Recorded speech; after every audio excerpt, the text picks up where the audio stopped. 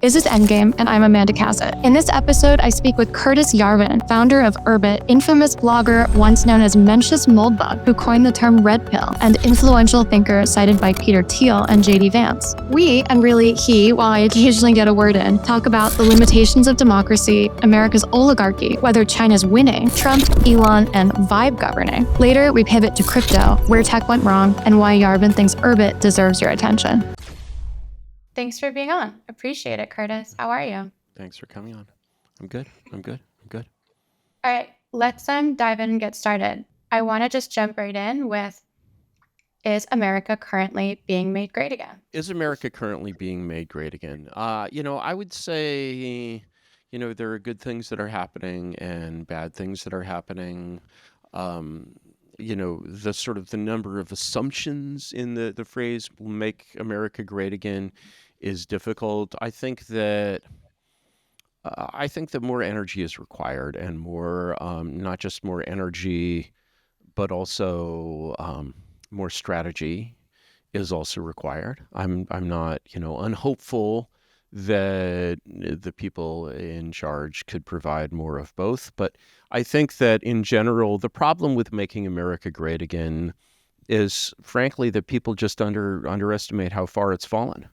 And, if you imagine making America great again, let's go through the following exercise. Let's take a moment when you thought in the past, when you think America is great. We're going to climb in our time machines. We're going to abduct, a statistically sufficient sample set of people from that period. We're going to bring them into 2025, and they're going to say, is America great? Or it's being made great? And, I think that they would look at some of our technology and they would say there's certainly great things about America. We have great electric cars. We have great phones. We have many, many great things. But, is the country doing great? I don't honestly know that they would get that vibe. And I think most of the things that were kind of wrecked in the 80s are still kind of wrecked now. And nobody really can conceive of the experience of living in, say, the 50s. So, yeah, I think, sort of more imagination, more strategy, more energy is required. I think it's just a harder problem than most people with the red hats think. What is so hard that is not being considered currently? Is it a matter of the people? Is it a matter of the distance between where we are and where we need to be? What's the nut of what people don't get that they should think about? Well, there's a question I sometimes ask people where I say, are you a better person than the average of your 4 grandparents at the same age? And they're just a better like, person. What does that even mean? A better person? What does that even mean, to be a better person? Like, hey, everybody's equal in this country. Nobody's better than anyone else, right? And you're just like, okay. And then, just like think about that a little bit. Let's make it maybe a little more abstract. Let's say your 8 great-grandparents or your 16 great-great-grandparents who just exist only as abstractions to you, but maybe you've seen black and white pictures, of them. Let's stick to a simple question. Who is better dressed? Who had a better fit? I mean, you've seen the pictures, like you've seen video of people walking around American cities, 100 years ago. Everybody, is fully dripped out, right? And it looks great, right? So, some things clearly have declined in that way. I think they would find our streets desolate and empty. I think they would be utterly shocked by the appearance of, beggars and addicts on the street, beggars, addicts, and lunatics, just obviously dying people in need of care. I think that would appall them. I think just they would find that, America was an intensely busy, active, energetic place 100 years ago. And they would find us just almost unbelievably passive, because 100 years ago, basically, this is the time of Madison Grant, right? And so or Lothrop Stoddard, who was that man Stoddard in The Great Gatsby. So if you take the view of that man Stoddard of, any country today, of course, he's that man Goddard, he's going to be horrified. because he's going to say, wow, these people are actually lesser. Like, that is the past reflection on the present. The present also has very negative reflections on the past. Understanding what it takes to both feel the judgment of the past and pass judgment on the past ourselves and say, no, we're actually better at this. Like, what we're doing here is actually better than you. In this and that and the other thing, but I admit that we're not as well dressed. If you genuinely want to make America great again, you have to be ready for that level of dialogue with the past when it was unmistakably great. So to give you here's a really clear example of that, Amanda. So if you've driven down Route 95 on the East Coast, you've driven across the bridge over, I guess it's the Susquehanna at Trenton. And famously on that side of that bridge, there's a slogan in big letters, and the slogan says, Trenton makes, the world takes. And that slogan was actually personal trivia. I've told this story before. I'm sorry if you've heard it before. That slogan was coined by my great-great-grandfather, I think maybe one or two greats, Roy Heath, owner of the Heath Lumber Company.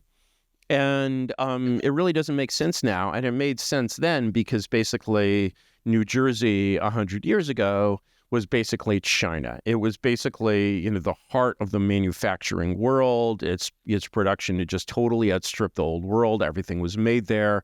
In fact, Trenton made and the world took, right? You could say the same of if somebody put a sign up in the Pearl River Delta saying exactly the same thing, nobody would blink an eye. But, when we think about how weird that sign is, and I'll bet, think about how many million people have driven down I-95 and been like, Trenton makes, the world takes. And they, maybe they're like, cool, wow, this Trenton place sounds cool. Maybe we could buy some of the things they make there. And then they descend into Trenton, which of course is the capital of New Jersey. And the capital of New Jersey is a shithole. And how many of the past decades between now and say 1750 was Trenton a shithole for? What would it say to New Jerseyans of any, period between 1750 and 1950, your state capital by 2025 will be a shithole, but with Teslas and iPhones? They'd be like, what? What are we doing there? And so, my proposal actually for a change in the sign, just to update the sign, would of course be Trenton spends, the world lends. Because, as I know, we ship a lot of green pieces of paper, across the Pacific to where you are, Amanda. And so, the thing is, the prospect of changing something like that, we're changing the fact, from mass deportations. I'm like, dude, we live in a country where the government doesn't even know how many people are in the country to within 10 or 20 million. We live in a country where everyone accepts that it's normal that you can't walk the streets of the largest cities, in certain places at night. Oh yeah, you got to be street smart, right? New York is the Big Apple. It's the capital of the world. Do you remember when the, woman got burned alive on the train? That was insane. That was like some 70s shit, right? How is Donald Trump going to change that? It's a belief completely devoid of realism. And in as much as you wanted to make it real, you just have to think about this problem in a completely different way. So you bring up manufacturing, and I think these days manufacturing ends up as a sort of metonym for American decline, that America let go of its manufacturing, let all of that go to China, and that the way to make America great again is to bring manufacturing back. But I think people forget, there's a great essay called, I think it's The Value of Nothing. People forget that America very intentionally divested from its manufacturing industry. It decided, we're going to specialize in capital light businesses. We're going to specialize in financial services. We're going to specialize in financialization. We're going to specialize in designing things. Designing things, but not making them. So do you think that tariffs and protectionism and all of these efforts to bring manufacturing back to America, is that really the crux of the issue? Do you think that those kinds of measures are going to be what brings manufacturing back? And do you think manufacturing coming back is the important thing? It's kind of a, the way I think about public policy, is very unpopular in the world that we live in, but, is I think more familiar to Asia, which is I basically see a public policy as the management of a nation as firm. And when I see a firm that's basically emitting a lot of red ink and running in an inefficient, ineffective way, to say, well, how do I fix this company? Is it by hiring a bunch of people or firing a bunch of people? I don't know, maybe. Could actually be either. You could basically fire a bunch of people and hire a bunch of people. It's more that you basically see that this whole system is poorly managed.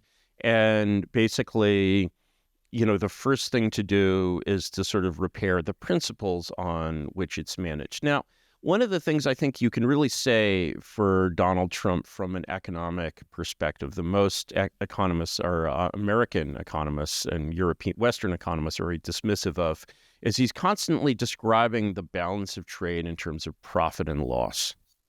He's like a mercantilist. It's like a mercantilist. Yeah, he is an instinctive mercantilist. I would say mercantilist, but that sounds very fancy. I don't know that anyone really knows how to pronounce the word, but I'd say mercantilist. And so, when he's basically saying we're losing $200 billion a year to Canada, what he really means is that, we are buying, $200 billion more dollars of stuff, from Canada than we're selling to them. In other words, we are sending $200 billion to Canada, which is basically the definition of losing money. In other words, Trump, whether it's, his kind of, he has this instinctive, intuitive genius for kind of the frame of reality that, sort of kind of defeats the experts, and often when the experts are completely off base. Trump is intuiting this model of the nation as firm, and this model of the nation as firm is essentially the model that Asia is working with. I had, there's an economist, really a neo-mercantilist, because he wrote after Adam Smith, he wrote to debunk Adam Smith, named Friedrich List. He was a German economist, and he wrote this book called The National System of Political Economy. And it's a wonderful book. He basically is like, all right, yes, Adam Smith is completely right. If the whole world is one country, if the whole world is one firm, then all of these rules apply. If you have competing firms, actually, they don't apply. So essentially, in the model of the nation as firm, what China is doing, and Friedrich List is actually pretty well known, as I understand it, in Chinese policy circles. Friedrich List, although he died, ignored and penniless, was also the inspiration for the German boom of the late 19th century that led to Germany becoming a competitor with England. He was probably inspired by what was called the American system, which Trump likes to praise, which was sort of the whole American mercantilist system that prevailed for most of the 19th century, from an economist like Henry Carey in the 1840s, also I think 40s, to McKinley around 1900. America also built up its industrial base with a mercantilist policy. What a mercantilist policy is saying is the nation is a firm. The goal of the nation is the goal of any firm. It's not to make a lot of stuff. It's not to make people happy. These are not the goals of a firm. It is not to maximize its revenue. This is not the goal of a firm. It's not even to maximize its profit. This is not the goal of the firm. The goal of the nation is of the firm is to maximize the value of its assets plus accrued profits. It's to grow its capital.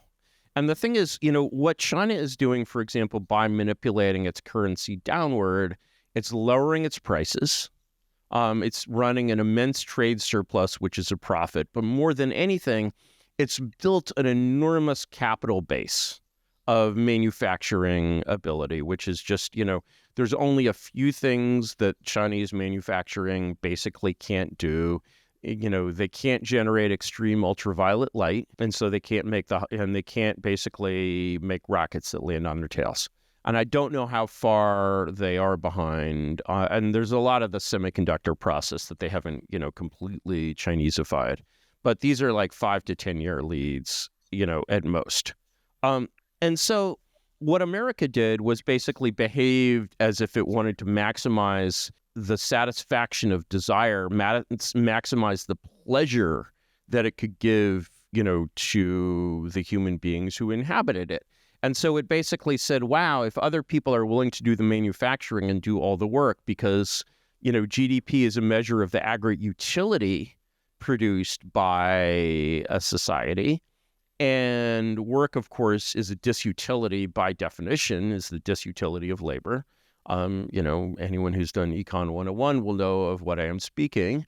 Then actually it would be cool if we didn't really work at all. And so, the net product of the economy, you might remember how amazing it was during COVID, when basically the whole American upper middle class realized that all it was doing for work was pushing little pieces of paper around, and actually nobody had to work at all. We could all just admit that we worked from home and kept receiving our various paychecks, and everything would be fine. We actually didn't need to work because other people would do all the work for us, right? And yes, when you've done this basically using, this rapidly inflating national balance sheet, rapidly inflating currency and stock market, in objective fact, America has been turned into basically Argentina with nukes, universities, and the global reserve currency. But, that fact has not yet been made apparent to us. And so but the destruction of capital has been monumental.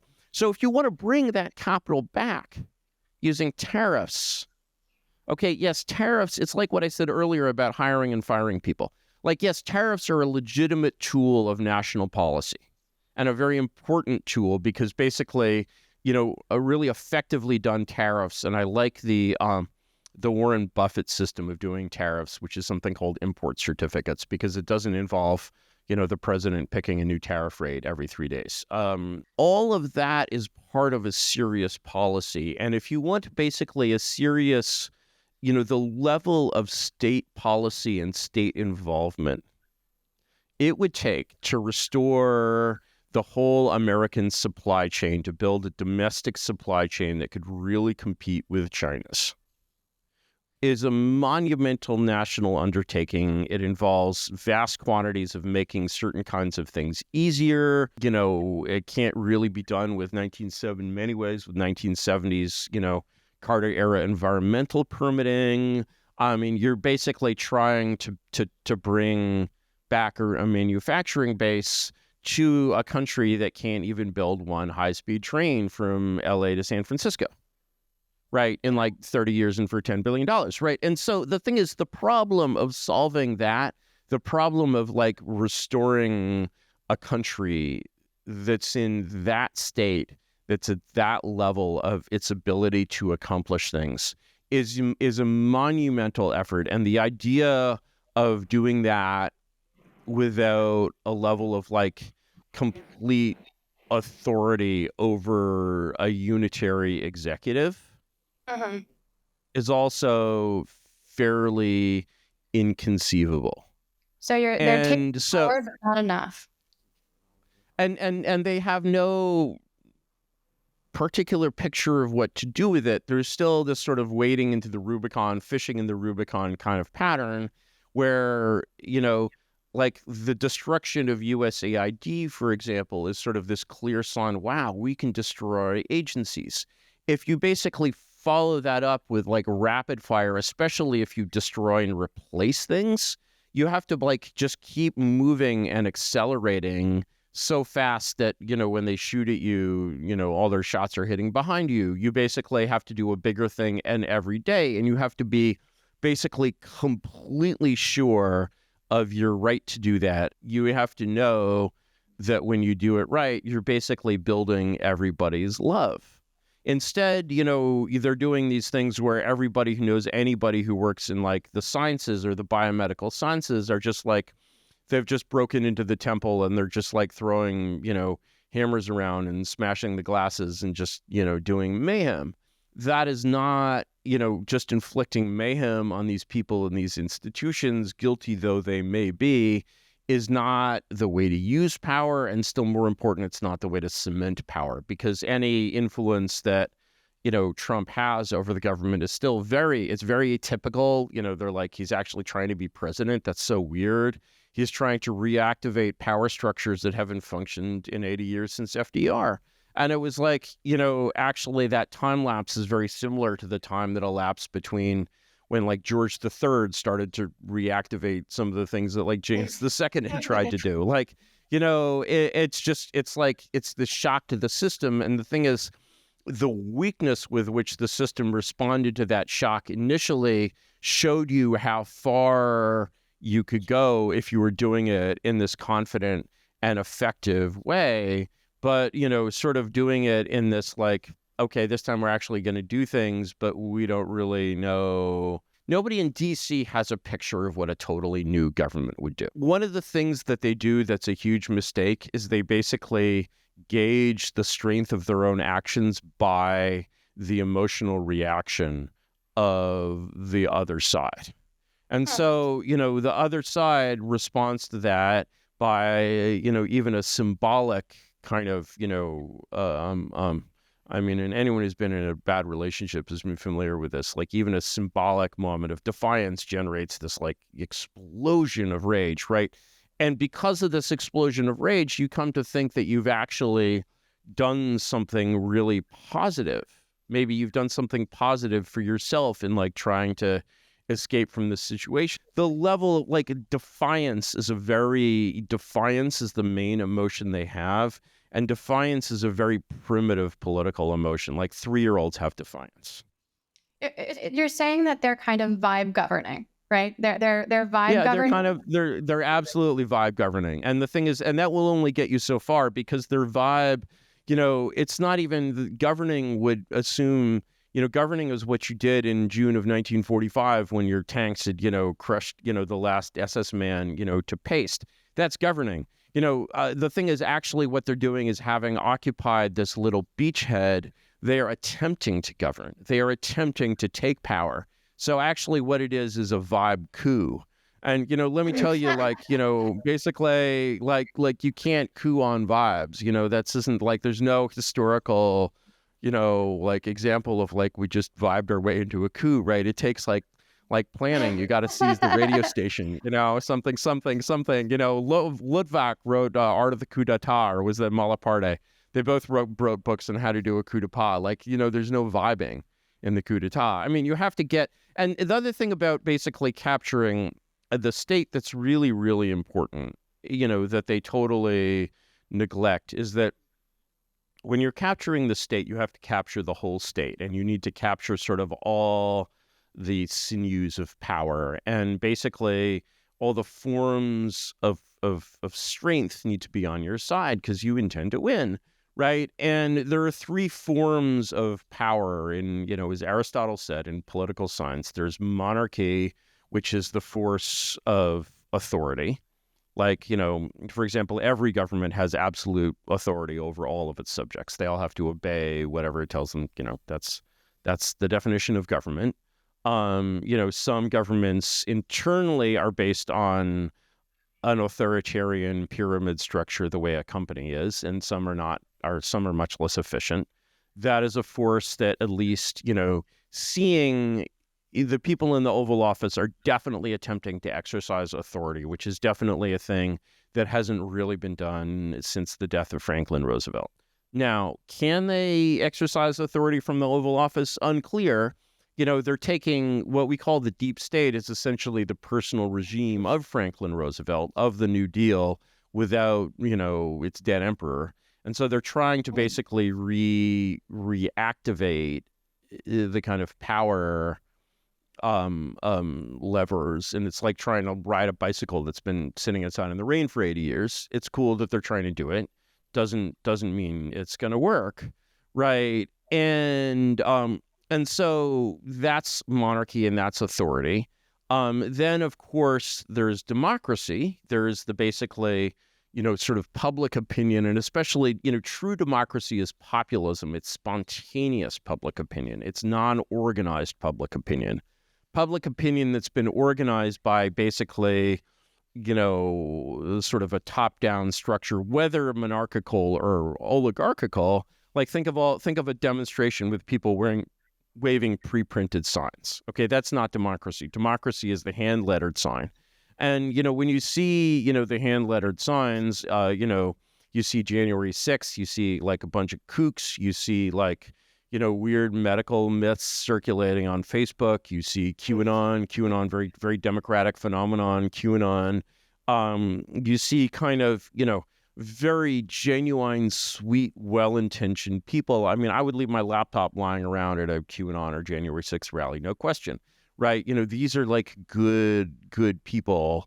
And when we respond positively to populism, we're responding to the fact that these are such good people and, they're exercising their common sense. On the other hand, common sense is a kind of intuition. Intuition sort of always has limits. You can QAnon in a way is like sort of directionally right about power, but, in the details, it could be, I wouldn't trust it. I just wouldn't trust it, and there's a lot of the like, the whole complex of, the Robert F. Kennedy movement and so forth, where a lot of really what I see as kind of bad information, circulates. On the other hand, it's important to remember that these people were laughed at when the rumor went around among the Facebook soccer moms that COVID was a lab leak. Little did the Facebook soccer moms know, what just came out, they were agreeing with the German intelligence agency, which came to that conclusion and covered it up for the next 5 years. So what a weird coalition, the German, CIA bureaucrats and soccer moms, so the thing is, those are the virtues and vices of populism. And, what really generates the energy and what generates the, the energy of Trumpism and MAGA is, of course, the absolutely classic unity of kind of monarchical authority, the personal leadership and intuition and, general like kingliness of Donald John Trump, combined with this mass movement that for once has realized, hey, we can stop caring about issues and pulling the breadcrumb all in 16 directions like a bunch of badly organized ants, or we could all pull in one direction by supporting a single leader, in which case, we could pull a locomotive. Right. And so, they have this union of monarchy and democracy that's amazing, but the missing force that they don't understand is oligarchy. Because oligarchy is basically the support of the natural nobility, the ruling class. Our oligarchy is, if you're looking for the modern meaning of the word oligarchy, think meritocracy, think prestigious institutions, think Harvard and Yale, think the various credentials issued by these institutions, think all of these things. And basically, what really tears me up inside is that inside all of these prestigious institutions, every one of them, and I know this because I get emails, I happen to know this for a fact, inside every one of these, prestigious institutions, the fine arts, places you'd never think you'd find us. We are there. Us. We are there. What do you mean by us? What do I mean by us? I mean people who think like me, people who have doubts, people who don't believe, dissidents. There are dissidents everywhere. And the thing is, basically, in terms of, you cannot capture a nobility by force. You can kill them, you can imprison them. The USSR has had, and Russia has had, the worst relationship between its nobility and its government. Literally, they're the intelligentsia and the government, literally for the past 150 years. And it's caused immense devastation. And today, it is a huge problem in Russia today, because basically everyone smart and capable in Russia is just like, this, I'm not going to work for this thug Putin. I'm going to go to London and trade equities, right? Or whatever, right? And so, you have this, I mean, what do you think the Iron Curtain was trying to prevent? You have this massive boiling off of all the most talented people in the country become estranged from the state. And this is what basically bad authoritarian regimes do, because they can't figure out, they don't have the kind of grace and confidence that is necessary to capture the elite. And that's basically the vibe that the Trump administration is producing So with this country's intelligentsia. There's definitely a different vibe going on. And I like this idea of vibe governing, kind of like vibe coding. But I think maybe I'm not quite a mercantilist, because my instinct here is that what they're doing with the power is kind of non-competitive, right? Like closing off America, trying to almost make America a DEI program for national Americans, Well, as opposed to actually making it on the world stage. yeah, you can. I mean, China has China closed itself off by being mercantilist? I Well, think China has made an enormous. they've just signed a ton of free trade treaties. The same week that Well, America imposed that's tariffs, they signed tons of free trade treaties because they believe that they can that's actually what you compete. can do after 50 years of building power with Chinese And mercantilism. so, do you And think that it's going to work? Japan did the same thing. Yeah, I think In the States? mercantilism has worked incredibly well for China. Yeah, but do you think it's going to work in the And States? Do you think this like closed off, try to bring manufacturing back, let's close everything down, let's have our own system come back? You think it's not going to work? There's going to be the period of pain, but that there's no light on the other side of the tunnel. it would have to be done with 100 times as much intelligence and coordination and energy as it's being done today to work. So when you look at examples of like failed mercantilism, classic example is Latin America in the 70s and 80s. There were some successes. You've flown on Brazilian planes. They call them jungle jets. Pilots actually call and they're made in the south of Brazil, where it's basically Germans. But, yeah, Brazil makes airplanes. They did a certain amount of import substitution. But the thing is, whenever you're doing a bit, you really need to commit to the bit. And if you can't commit to the bit, mercantilism for like bananas, like we're going to grow our own bananas, is ridiculous. Canada is going to grow its own bananas, right? Not going to happen, right? And so, the thing is that, when you're basically designing a public policy around kind of the sort of balance of trade definition of profit and loss, it's not an instinctive, intuitive gesture. It's a policy that says, hey, we're going to make our country more valuable and healthier in this way. And so when you're sort of doing it as this kind of reflex, policy, for one thing, for example, when you're basically trying to build industries, let's say, just as an example, let's say, the U.S. passed not even a tariff act, but, an absolute ban on importing toys. Okay, there's no toy importation possible. And moreover, we somehow commit to the bit and say we write it into the Constitution, the no importing toys basically thing. Okay, now, Americans spend like $50 billion a year on toys. So this is going to here are the effects of this policy. The first effect is that American, children are going to feel deprived because they don't have more color, they have to make do with their existing toys, and they don't have more like colorful plastic widgets to give them ADD. The second thing that's going to happen is that venture capitalists are going to look at this and basically be like, we are going to be able to help boot up an entire new industry of American-made toys, because here is demand, here is a new pool of demand that is not currently being satisfied by anyone. I can throw at the right Stanford graduate, I bet I can throw $120,000 at the right Stanford graduate, and he's going to create a toy conglomerate worth, $12 billion. And that suddenly becomes a reasonable bet. And basically, there's no alternative because you can't import toys. Now, I basically, when you sort of abstract this policy in terms of like closing ourselves off to the world or something, I'm like, yeah, maybe there's a source of inspiration and ingenuity, some very cleverly constructed German toy that makes our children like think different. And then they grow up to invent the new Apple because they thought different because of this toy they used when they were 6 years old. I don't know, but it doesn't seem very likely. But the idea of basically taking, this America that's just full of like do nothing, ne'er-do-well people and saying, no, actually, we're going to employ 1 million of you in making toys. Even better, you could actually make it even harder. You could say, hey, American kids, you want to buy toys that need to be handmade in America from all natural materials. And that's really going to spread the love of, $50 billion in toy buying, which may even go up because it's hard to do that.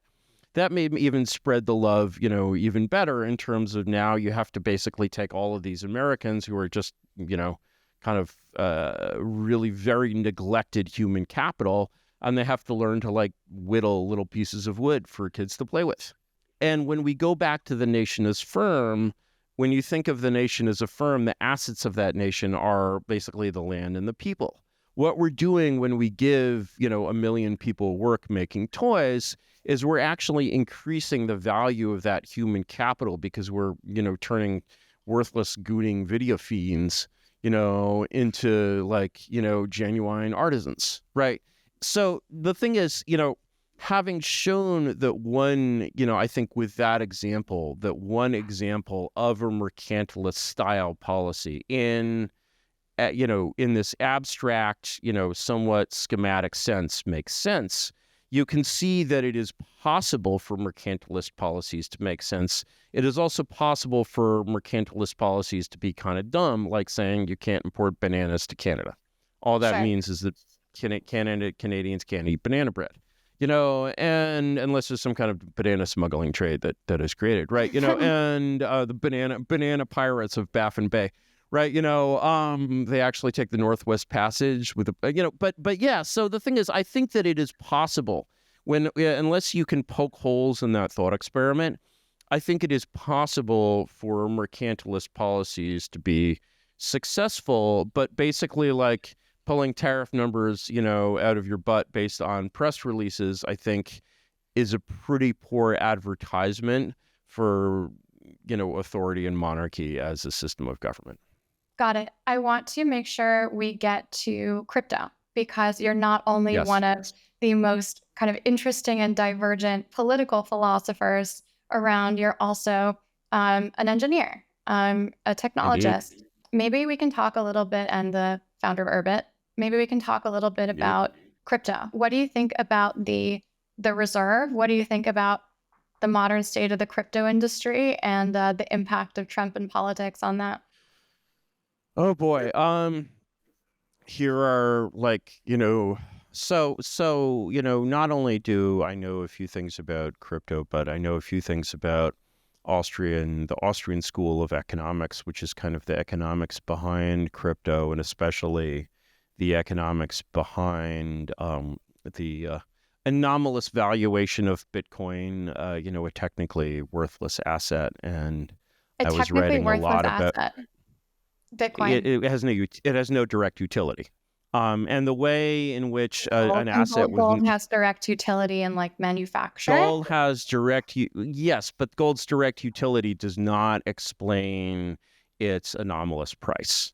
And this was, the thing that most people don't understand about the gold standard. And I was writing, one of the funny things is I was writing a lot about this economics in like 2007. I was thinking a lot about the origin of money, which was a problem that, the Austrian school, going back to Karl Menger in the 1890s, had put a lot of energy into.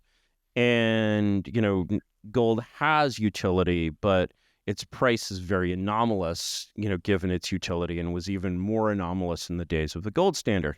So, I sort of thought about the mechanism of this, and it kind of related to this new system, Urbit, that I was already working on at the time.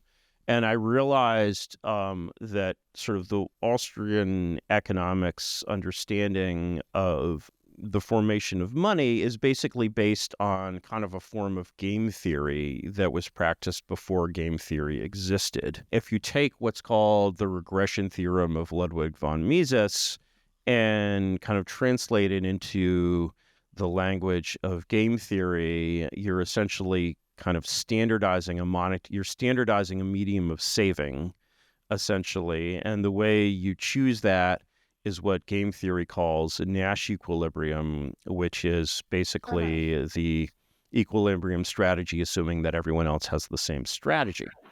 So I was writing about this a bunch, this theory a bunch in the 2007 or so, and writing in terms of gold, but I was sort of thinking about it in terms of digital tokens. I actually this is lost somewhere in the bowels. I have to retrieve this for like publicity purposes from the bowels of the patent office. I filed a provisional patent, which is a really shitty way to record that you invented an idea, on actually in like 2005 on what was basically a really shitty version of Bitcoin. It was like a centralized Bitcoin, if you can believe that.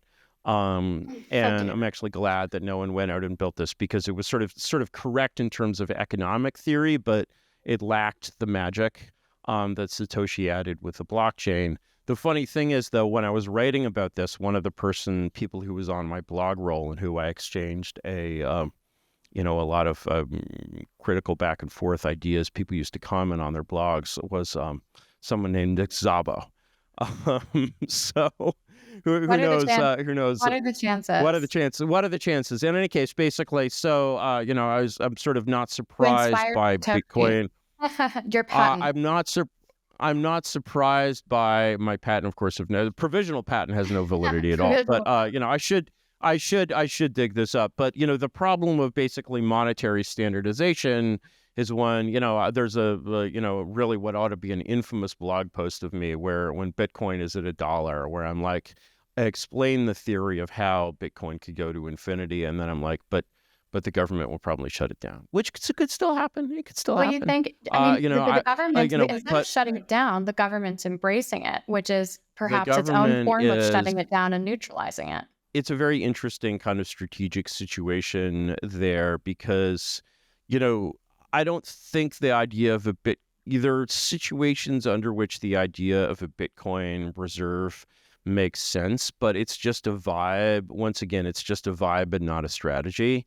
It's kind of a cool vibe. It's definitely a better vibe than we're going to choke off the exchanges between Bitcoin and the dollar, which is what you'd want to do if you wanted to kill it, which never really would have been hard for a really determined kind of centrally strong state. Who knows if the Trump thing collapses, that could certainly be back on the menu.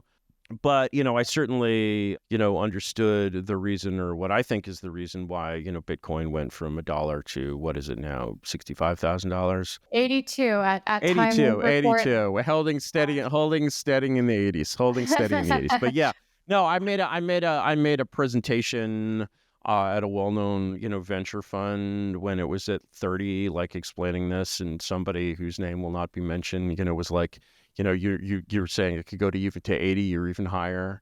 And I'm like, yes, and so, but still actually reaching the end game of it becomes humanity's standard money.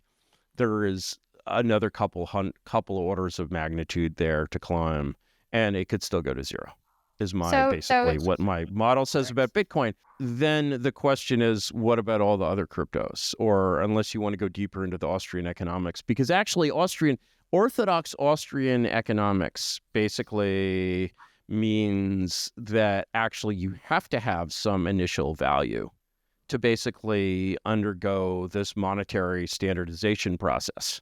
And I was like, no, you could actually do it from zero simply based on the potential value, where people start to imagine that this could be the currency of the future. And then they're like, why don't I buy a pizza for 17,000 of these or whatever?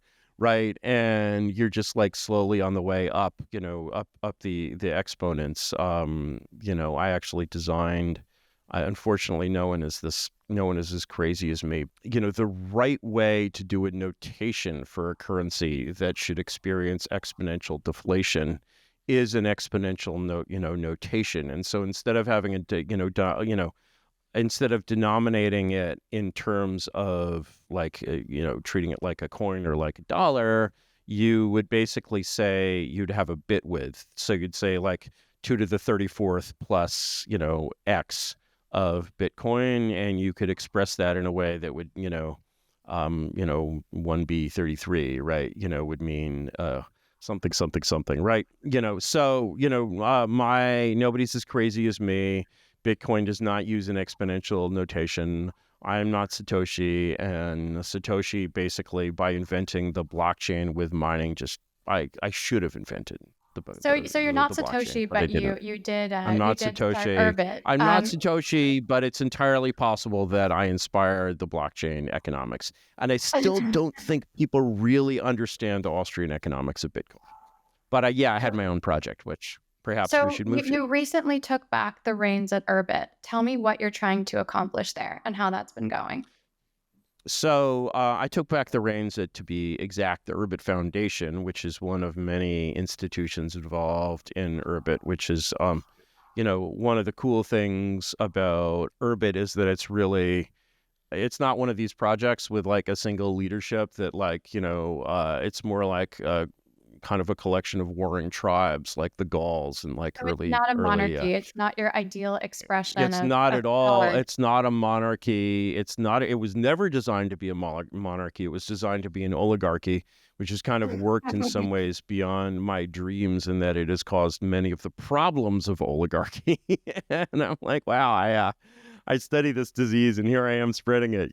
But also, oligarchy has many, many virtues. I mean, the thing is, the failure to sort of have coalesce monarchical and oligarchical force is really the failure of the Trump administration. It's the failure of many, many monarchies. It's an extraordinarily hard problem, especially because when leaving Urbit in 2018, I was like, no, this really needs to become an oligarchy. It needs to become a republic, you might say, in the way that an open source project is. Some open source projects work really, really harmoniously, like, say, Linux, with a very effective and benevolent BDFL, benevolent dictator for life. Linux really has very good alignment between the king and the nobles, and yet, there are all sorts of spats all the time, and, Urbit is kind of full of these kind of spats, which I should have expected, and which is not great for business, but on the other hand, really demonstrates that this is, people care. People care a great deal. People care.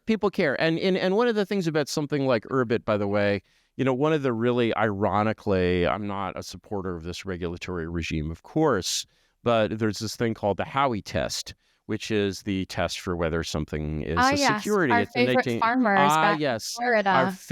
Our favorite orange farmers are back in town, right? The Howey company lives again. It's this very clever, what the Howey test is essentially a definition of capitalism. Beautiful. It's just like the brilliance of 30s lawyers. Like, there's basically no way to do a capitalism and run afoul of the Howey test. And in the 1930s, we decided that you can't just do a capitalism, that you need a license to do capitalism. And thanks to Dodd-Frank and other such things, by the early 2000s, the cost of one of these licenses had reached like $200 million or something, which is what I don't know, like the cost of doing the accounting necessary to do a post-Dodd-Frank IPO is surreal, and it leads to many decacorns, over $10 billion companies staying private. Enter crypto, in which basically anyone can sort of build these structures in a permissionless way. It's a shit show, at least legally, and that, continues to be, problematic. But what's neat about, Urbit is that really one of the ways to state the Howey test as relates to crypto companies, it's a very, kind of de facto thing. If a meteor from heaven came down, or a meteor from hell, depends on the project, came down and smashed all the founders and all centralized infrastructure associated with this project, would it survive? And so, for Bitcoin, that's clearly true. For Ethereum, that's clearly true. And I think for Urbit, it's pretty clearly true. That's pretty cool. It's kind of a living network. And basically, the sort of the step between, Urbit and success, which is like a step that we're really, very close to and yet frustratingly far from, is taking this real network and producing the kind of killer app with it that it takes to move from an audience of people who essentially classic early adopter types who like want this future to exist, to like basically people who use this thing but don't actually care about it. What do you think? And the what magic do you think that killer app could be? What do you think that killer app could be on Urbit? Yeah. I sort of spent a lot of time and, kind of after the Urbit Foundation in a way, the way the old foundation was run was essentially as if it was just like kind of let's do the usual path of open source development on this very, very ambitious system whose goal is to basically replace all the code in the world or all the systems in the world, you know, as though it was self-sustaining with that level of traction. And it really wasn't self-sustaining with that level of traction, especially considering the vagaries of the crypto market, the fact that we had no fungible token, you know, et cetera, et cetera, et cetera. And so, you know, after 5 years, I had to come back and do this reboot, which certainly left a few ruffled feathers, but, you know, which feels like at this point it's going to be successful. And I would say that really, you know, thinking about the killer app for Urbit is a very, very back to the basics kind of thing, where rather than saying the kind of the previous approach of evangelizing Urbit, which is unsurprising because it basically was just, we're marketing this thing as what it is, which is a purely functional operating system for a personal server. So here's your personal server.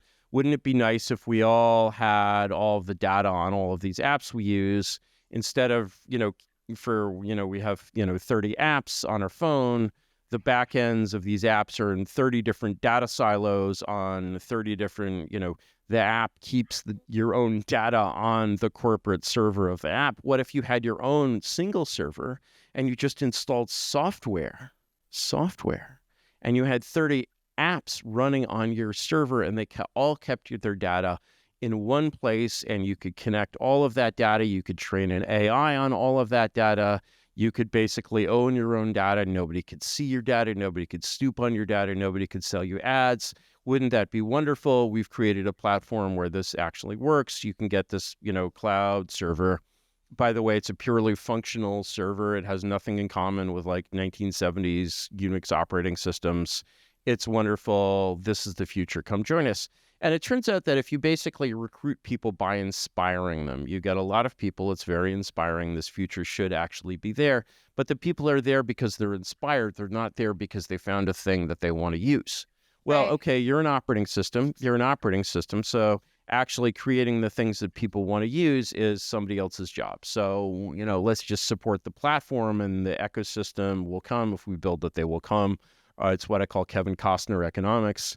And, you know, Kevin Costner economics turns out to actually not work. And one of the reasons it doesn't work is that, for quite a number of reasons, I mean, maybe it could have worked.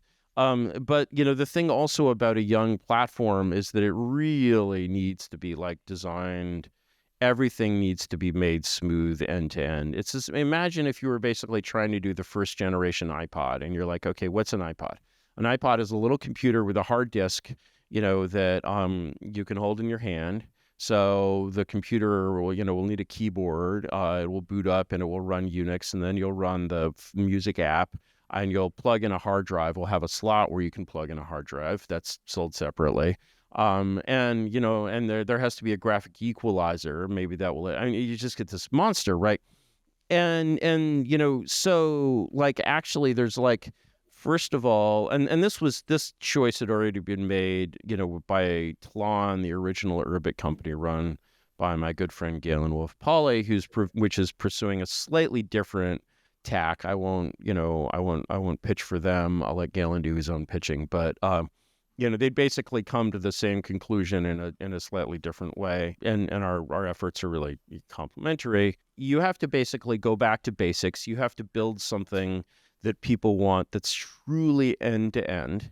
You can't basically somebody else is going to do part of this. That leads to just like, you know, crappy products that nobody wants to experience. And you just need this like complete integration. In short, you know, basically we were kind of building the Apple Lisa, you know, and, you know, it is really time to get beyond the Apple Lisa and basically, you know, turn this thing into a Mac. And so, you know, I look at this and I'm like, okay, what is Urbit? What are we selling? What is actually the product? And I would say, forgetting about the technology, fuck the technology. The technology is great. I spent, you know, 15 years of my life on it. Fuck it, I don't care. You know, what you actually have when you get an Urbit is very simple. You get an Urbit planet. What is a planet, you might ask? I have a very simple answer. A planet is a wallet with a name. The wallet is an Ethereum wallet. It has a name like my name is Saragnamtiv. It's 4 syllables. They're synthetic syllables. You know, it doesn't sound like anything. You'll go to a site. You'll say, hey, I want an Urbit name. It'll offer you a choice of names. You'll be like, hey, I like this one. This will be my name. You'll buy it with Apple Pay for like $5.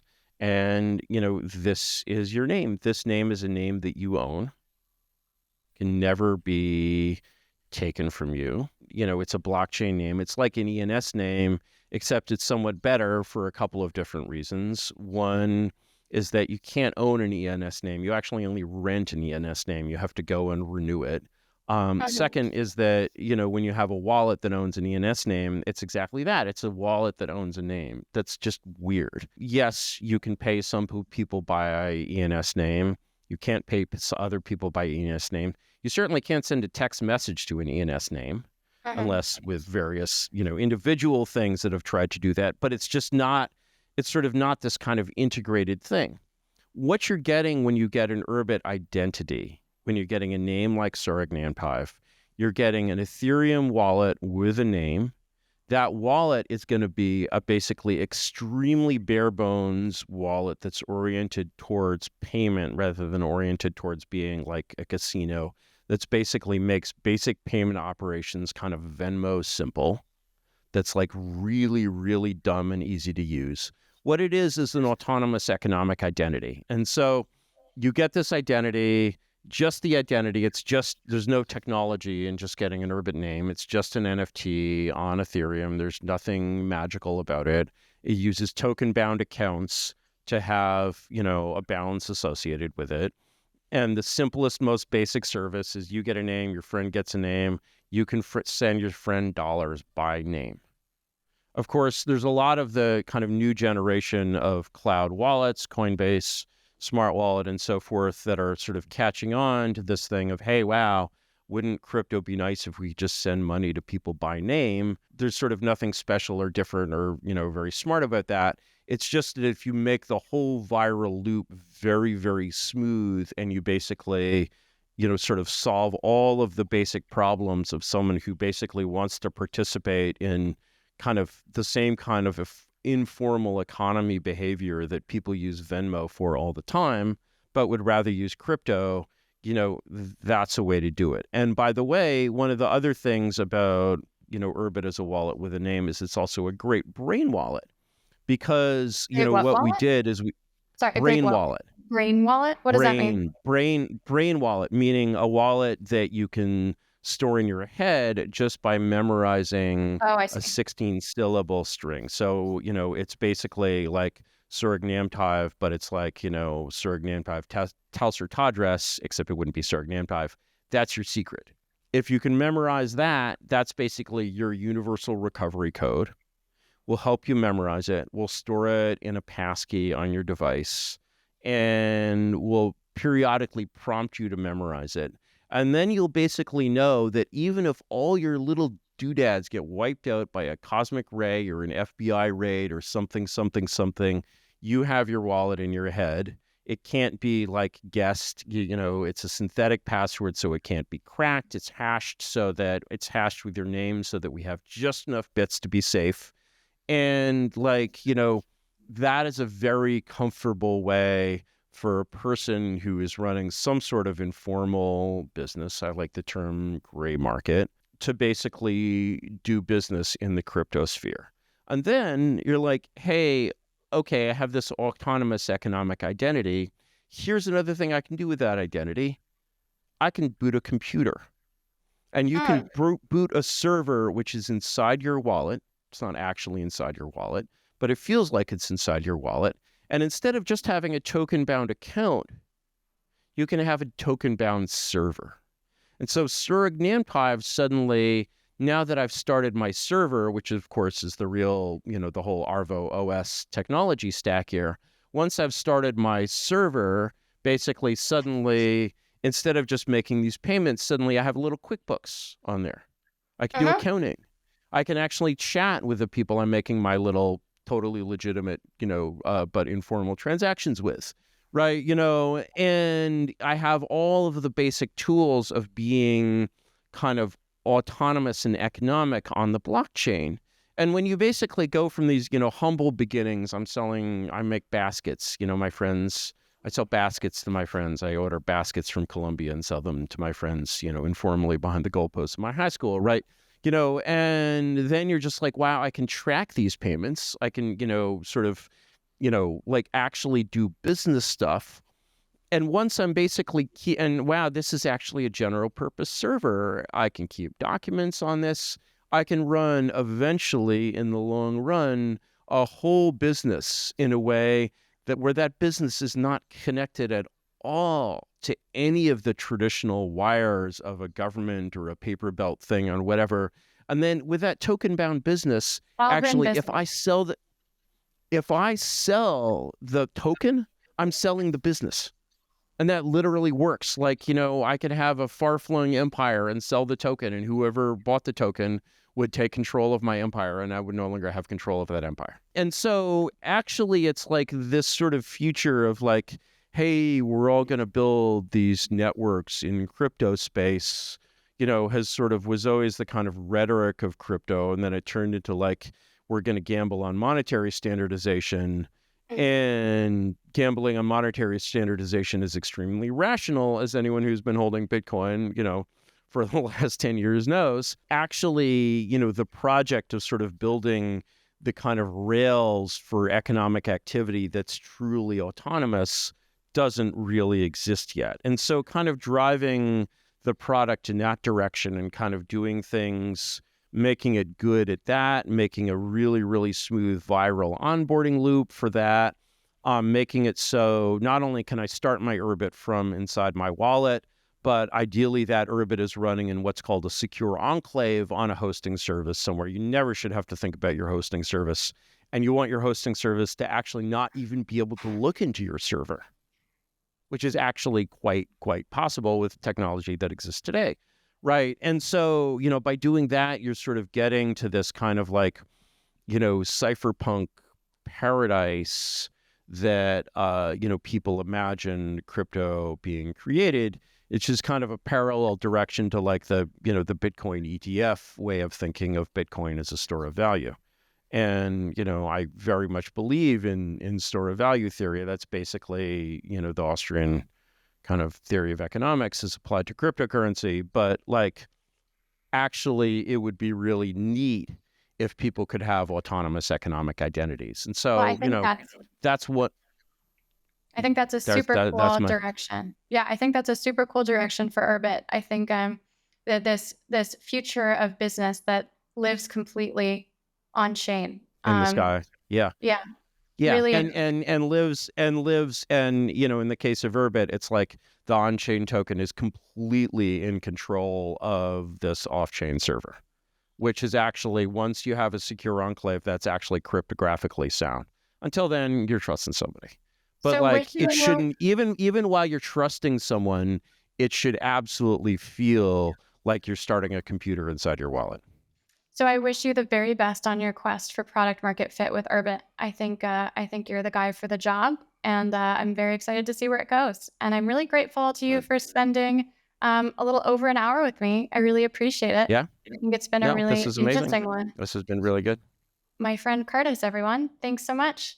Thank you so much, Amanda. It's a pleasure. Thank you for listening to this episode of Endgame. Please follow me on X, Amanda Cassett, 2 S's, 2 T's. Follow the company I founded, Serotonin HQ, and listen wherever you get your podcasts, YouTube, Spotify, Apple Podcasts, the works.